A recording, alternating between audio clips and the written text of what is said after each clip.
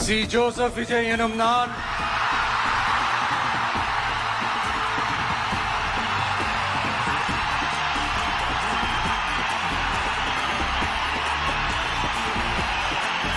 சட்டப்படி அமைக்கப்பெற்ற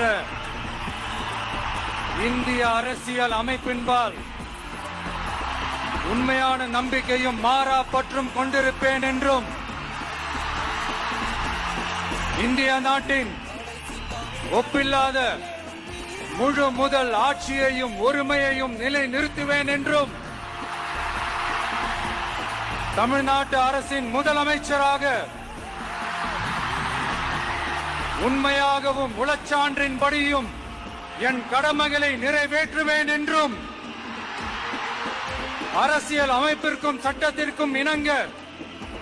அச்சமும் ஒருதலை சார்